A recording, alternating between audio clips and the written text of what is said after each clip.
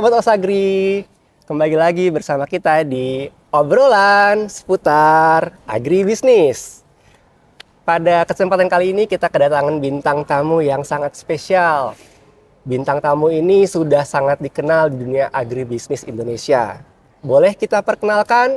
Mari kita sambut dengan sangat heboh dan sangat meriah kepada Bapak Dr. Ferianto, SPMSI. Ya, baik. Halo Pak. Halo juga. Apa Selamat kabarnya, pagi. Alhamdulillah kabarnya luar biasa hari ini. Sesuai dengan hari yang cerah hari ini ya, Mas Almay. Baik. Ya. Oke Sobat Osagri, kita sudah bersama Pak Ferry. Kira-kira topik apa yang mau kita bicarakan pada pagi hari ini? Ada yang mau bisa tebak? Oke. Baik, kita akan membahas tentang agribisnis.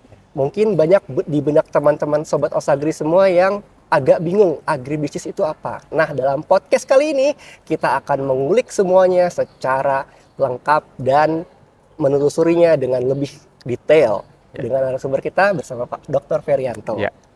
Baik Bapak, untuk memulai pertanyaan yang simpel dulu Pak. Agribisnis itu apa Pak? Ya, baik. Makasih Mas Almay. Tentu saya sangat berterima kasih bisa ketemu dengan sahabat Osagri ya di luar sana. Ini kita coba ngobrol santai ya. Betul. Berkenaan dengan apa sih agribisnis gitu. Jadi kita sebagai akademisi di agribisnis, terutama dari Departemen Agribisnis IPB ini harus terus menyuarakan agribisnis itu apa gitu. Seperti pertanyaan Mas Almay barusan begitu. Karena orang di luar sana sering bingung juga gitu ya, dan sulit membedakan antara agribisnis, pertanian, mungkin agronomi itu apa sih dengan bisnis secara umum seperti apa gitu. Jadi kalau kita lihat agribisnis itu ya secara sederhana kita bisa katakan bahwa itu adalah bisnis pertanian. Tapi kita melihatnya dalam satu sistem gitu ya. Dalam satu sistem artinya apa gitu. Jadi kita ingin melihat bahwa secara sederhana bagaimana komoditi misalkan itu atau misalkan beras misalkan ya itu sampai ke tangan konsumen atau ke meja konsumen menjadi nasi seperti itu. Maka beras itu ditanam, itu yang kita sebut sebagai sistem di subsistem on farm. Nah, untuk beras ditanam perlu benih kan? Iya. Nah, perlu benih. Nah, ini disebut sebagai agroindustri di hulu. Nah, pupuk dan sebagainya, tenaga kerja dan sebagainya itu adalah agroindustri di hulu yang akan dibudidayakan menjadi tanaman padi, beras dihasilkan, lalu beras diolah lebih lanjut masuk ke subsistem ketiga atau kita sebut sebagai pengolahan. Dari pengolahan ini nanti akan dihasilkanlah beras yang dikemas, ya di packaging dan diantarkan ke konsumen, itu yang akan kita konsumsi seperti itu. Jadi agribisnis itu kalau pandangan atau pendapat dari Prof. Bungaran Saragi adalah cara pandang baru melihat pertanian. Karena selama ini pertanian itu hanya dipandang sebagai bercocok tanam, budidaya, beternak, memelihara atau membudidayakan ikan, tapi lebih dari itu gitu. Beyond dari hanya sekedar on farm seperti itu, budidayanya saja seperti itu kira-kira Mas Almay. Oke. Ya. Baik Pak, berarti agribisnis itu beda dengan pertanian ya Pak? Ya, kalau kita lihat agribisnis itu konteksnya lebih luas dari pertanian itu sendiri. Karena pertanian itu dalam konteks yang sangat sederhana adalah budidaya seperti itu ya. Tapi pertanian agribisnis itu adalah lebih luas dari itu. Karena pertanian itu bagian dari agribisnis seperti itu. Nah, kita kalau di dalam agribisnis di IPB melihat pertanian itu, pertanian dalam artian lebih luas. Tidak hanya tanaman pangan, tidak hanya ke tanaman perkebunan, hortikultura misalkan, tapi juga kita melihat dari perspektif peternakannya seperti apa, perikanannya seperti apa, dari kehutanan terutama tanaman-tanaman yang bisa kita optimalkan dari tanaman kayu non-kayu di hutanan atau produk non-kayu misalkan dari kehutanan seperti itu. Jadi kita melihat konteksnya lebih luas. Gitu. Baik. Buat sobat Osagri yang sekarang masih SMA, mau masuk kuliah nih Pak, biasanya masih bingung kira-kira bedanya agribisnis dengan prodi sejenis, misalkan manajemen agribisnis di sekolah vokasi, kemudian agronomi dan hortikultura di Fakultas Pertanian IPB. Nah, itu kira-kira bedanya seperti apa? Ya, ini banyak juga betul pertanyaan oleh tidak hanya calon siswa ya atau calon mahasiswa gitu, tapi juga mahasiswa-mahasiswa juga atau bahkan masyarakat umum sulit juga membedakan, kadang agak bingung gitu apa perbedaan antara agribisnis tadi itu manajemen agribisnis misalkan dengan misal agronomi, mungkin agribisnis dengan manajemen agribisnis ya pada prinsipnya sama dari sisi keilmuan, karena bicara tentang ilmu-ilmu agribisnis ya. Tapi kalau kita bicara agribisnis dalam artian misalkan untuk kita di IPB, di Fakultas Ekonomi dan Manajemen, kita melihat agribisnis itu sebagai suatu sistem. Ya, ilmu-ilmu yang mempelajari tentang bagaimana bisnis pertanian. Ya, setelah itu kita akan gunakan nanti pendekatan ekonomi, manajemen, misalkan psikologi, ya, situ misalkan ilmu sistem, ya kewirausahaan terutama untuk dapat mengkaji, ya menganalisis ya ilmu-ilmu di agribisnis itu sehingga disebut sebagai ilmu-ilmu. Sedangkan kalau manajemen agribisnis berarti pendekatan manajemen yang digunakan ya di dalam agribisnis tersebut gitu. Nah, kalau untuk di vokasi itu memang setara dengan S1 atau D4 seperti itu ya, sarjana terapan jatuhnya nanti misalkan seperti itu.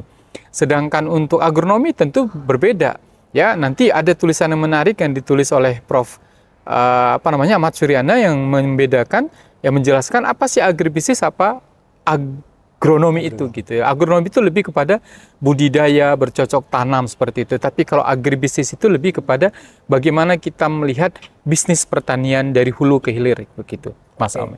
Sedikit Pak, tadi ada yang saya lupa. Departemen atau prodi lain yang mirip dengan agribisnis itu adalah dari sekolah bisnis namanya. Nah, itu kira-kira bagaimana Pak? Ya, kalau bedanya, kita lihat bedanya dari agribisnis dengan sekolah bisnis ya tentu juga berbeda ya. Dari namanya saja sebenarnya sudah sangat-sangat jelas perbedaannya. Kalau kita bicara di agribisnis, sekali lagi kita melihat konteks bahwa ini adalah ilmu-ilmu. Ya, ilmu-ilmu apa tentang bisnis di pertanian. Kita menggunakan pendekatan sistem, menggunakan ilmu ekonomi, ilmu manajemen, ya, kewirausahaan untuk dapat ya menjelaskan bagaimana bahwa sistem agribisnis itu bekerja sehingga nanti didukung oleh kurikulum-kurikulum yang terintegrasi di dalamnya. Sedangkan ya ini kalau yang namanya sekolah bisnis berdasarkan pemahaman kita, mereka lebih kepada bisnis secara umum begitu ya. Jadi konteksnya misalkan belajar tentang manajemen strategik, manajemen bisnis yang mungkin tidak hanya ke pertanian misalkan, tapi kita fokus adalah kepada agribisnis pada bisnis pertanian dalam artian yang lebih luas, peternakan, perikanan, pertanian, kehutanan, seperti itu. Baik. Jadi Sobat Osagri sudah semakin jelas ya dari penjelasan Pak Ferry bahwa agribisnis itu berbeda. Dan pertanyaan selanjutnya adalah salah satu kekhasan dari Departemen Agribisnis nih. Kenapa ya Pak, Departemen Agribisnis itu masuknya di Fakultas Ekonomi, berbeda dengan agribisnis di seluruh Indonesia lainnya, di PTN lainnya, yang masuknya ke Fakultas Pertanian. Ya. Baik, ini memang kalau kita lihat Departemen Agribisnis IPB, memang ada di bawah Fakultas Ekonomi dan Manajemen kalau di IPB. Sedangkan di kampus-kampus lain itu sebagian besar, kenapa dikatakan sebagian besar, memang ada juga selain di bawah Fakultas Pertanian, sebagian besar di bawah Fakultas Pertanian. Nah, kita melihat bahwa agribisnis di IPB itu ya melihat pertanian itu dalam cakupan yang lebih luas seperti itu. Tidak hanya kepada tanaman pangan atau tanaman perkebunan misalkan, tapi perspektif pertanian lebih luas, termasuk perikanan, peternakan di dalamnya yang kita coba lihat sehingga ya kita sepakat untuk di IPB bahwa departemen atau prodi agribisnis itu di bawah Fakultas Ekonomi dan Manajemen, dan pendekatan keilmuan yang kita gunakan juga dengan pendekatan yang sangat khas yaitu ekonomi, manajemen, dan kewirausahaan seperti itu. Nah, ini yang membedakan agribisnis di IPB dengan agribisnis di tempat lain seperti itu.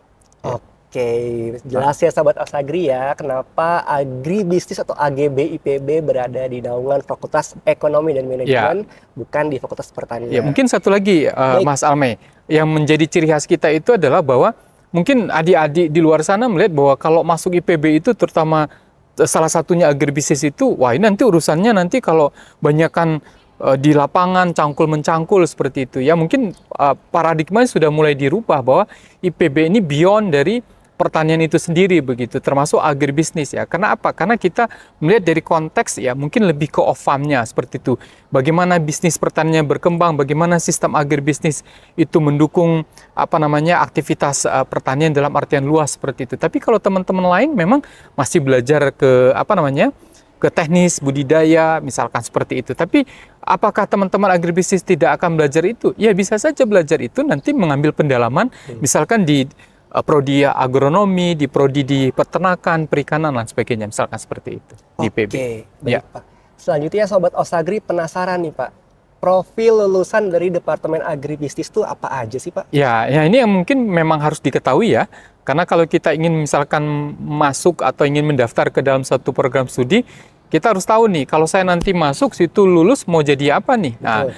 jadi Departemen Agribisnis IPB ini berdasarkan apa namanya diskusi yang kita lakukan, menerima masukan dan sebagainya, dan melihat perkembangan dunia bisnis di pertanian dan secara umum seperti itu, kita melihat bahwa dan kita merumuskan dan memang sudah terbukti begitu profil lulusan Departemen Agribisnis ada 3. Yang pertama adalah sebagai manajer profesional. Manajer profesional itu artinya apa? Bisa di pemerintahan, bisa di swasta misalkan seperti itu. Yang kedua adalah sebagai konsultan. Ya, konsultan ini ya bergerak di bidang pertanian, misalkan memberikan masukan dan sebagainya. Ini banyak kakak-kakak kelas yang sudah lulus juga masuk ke dalam bidang yang yang kedua ini begitu. Yang tak kalah pentingnya profil ketiga adalah ini yang memang menjadi penciri kita juga menjadi entrepreneur. Ya, karena memang di dalam agribisnis IPB ini salah satu penciri yang diberikan adalah ilmu kewirausahaannya seperti itu, sehingga itu membekali calon-calon lulusannya untuk bisa meng-create usaha sendiri, meng-create bisnis sendiri, dan itu akan memberikan multiplier efek kepada perekonomian, penyerapan tenaga kerja dan sebagainya. Dan tiga profil ini itu di Departemen Agribisnis itu memang sudah terbukti begitu. Dari tracer study yang kita lakukan memang untuk kewirausahaan kita mungkin sekitar 7% lulusan kita yang menjadi entrepreneur seperti itu. Ya. Baik, Pak. Tadi Pak Ferry menyinggung tentang kurikulum dan sebagainya, Pak. Kira-kira ada nggak, Pak, yang bisa diceritakan kepada Sobat Osagri semuanya? Dari kurikulum tersebut, mata kuliah apa yang kira-kira jadi favorit dan mungkin unggulan di Departemen Agribisnis? Sebenarnya kalau untuk kurikulum ya, memang kita tadi mencirikan kurikulum kita itu karena kita bukan di bawah Fakultas Pertanian, tapi di bawah Fakultas Ekonomi Manajemen, maka ciri khas dari ekonomi dan manajemen itu kelihatan sekali. Kalau ditanya apa mata kuliah unggulan atau favorit, sebenarnya semua unggulan dan favorit. Baik. Karena semua mata kuliah yang kita berikan kepada mahasiswa itu adalah mata kuliah penciri yang akan memberikan soft skill, nilai tambah untuk dapat meningkatkan pemahaman dan capability mereka misalkan. Nah, misalkan tadi kita punya 3 profil kan. Nah, mata kuliah kita itu memang kita rancang untuk mengarah ke 3 profil itu. Misalkan untuk tingkat 1 misalkan itu memang di IPB semua karena kebijakan IPB itu merupakan mata kuliah dasar yang harus diterima. Begitu masuk ke semester 3 dan 4 itu mata kuliah dasar di departemen. Begitu masuk semester 5 dan 6 itu mata kuliah penciri ya untuk memperkuat mata kuliah dasar di departemen. Sebagai contoh misalkan kalau nanti lulus menjadi seorang manajer misalkan, maka pemahaman tentang manajerial, pemahaman tentang bisnis, pemahaman tentang misalkan kelayakan dan sebagainya itu tuh dipelajari. Bahkan di akhir, bukan di akhir semester ya, tapi menjelang semester akhir di semester 8 itu semester 7 nanti adik-adik itu akan diarahkan untuk dapat artinya mengkonfirmasi sebelum lulus itu kira-kira profilnya apakah betul apa tidak gitu, dengan adik-adik nanti akan mengambil yang disebut dengan mata kuliah capstone. Mata kuliah capstone ini mata kuliah kulminasi di mana nanti adik-adik ini akan diarahkan kepada, kita akan meminta mereka ini kecenderungannya di mana begitu setelah mereka dapat mata kuliah yang cukup lengkap sesuai dengan profil mereka itu tadi. Oh, saya sepertinya cocok profilnya untuk manajerial ya atau manajer profesional, atau yang kedua misalkan tadi konsultan ya. Soalnya yang balik, yang pertama adalah entrepreneurial, itu manajer profesional dan konsultan. Nanti mata kuliah capstone-nya itu juga ke arah sana. Seperti untuk yang kewirausahaan itu nanti entrepreneurial experience. Yang kedua misalkan untuk yang manajerial itu manajer profesional itu manajerial experience misalkan ya, agribisnis managerial experience. Dan yang ketiga kalau yang terkait konsultan untuk senang memberikan masukan, menyusun kebijakan, itu ke policy development agribisnis seperti itu. Nah, ini mata kuliah memang dirancang untuk dapat meningkatkan soft skill, capabilities itu ya tadi profil lulusan itu seperti itu Mas Ameng. Baik, Pak. Ya. Saat ini Sobat Osagri juga penasaran nih, Pak, kira-kira daya tampung di Departemen Agribisnis seperti apa ya? Ya, kalau kita lihat daya tampung kita memang dari tahun ke tahun memang mengalami peningkatan, dan tahun ini kita dari sejak tahun 2024 kemarin daya tampung kita itu naik dari 150 ke 175 mahasiswa. Ini jadi bagi adik-adik di luar sana, terutama yang baru lulus, yang punya niat yang kuat dan keyakinan yang kuat untuk masuk IPB, terutama agribisnis, jangan ragu karena daya tampungnya bertambah nih begitu ya. Dan tiap tahun memang kalau begitu daya tampungnya naik, berarti keketatannya bagaimana seperti itu kan biasanya. Nah ini karena Departemen Agribisnis ini atau Prodi Agribisnis di IPB ini menjadi dari tahun ke tahun sejak awal itu memang disebut adalah prodi favorit begitu, yang most wanted istilahnya seperti itu, yang paling dicari seperti itu. Jadi siapkan semua misalkan untuk tesnya, berkasnya misalkan, ataupun kesiapan secara akademik untuk bisa masuk dengan baik ke Departemen Agribisnis. Karena kita sampaikan bahwa yang masuk ke IPB ini, terutama Departemen Agribisnis IPB, FEM IPB ini adalah orang-orang memang terpilih, ya, memiliki keunggulan dan memiliki capability dari calon mahasiswa yang memang punya potensi dan punya keunggulan dari sisi akademik seperti itu. Baik Pak. Gitu, Mas Almi. Saya ada permohonan terakhir Pak, sebelum kita tutup.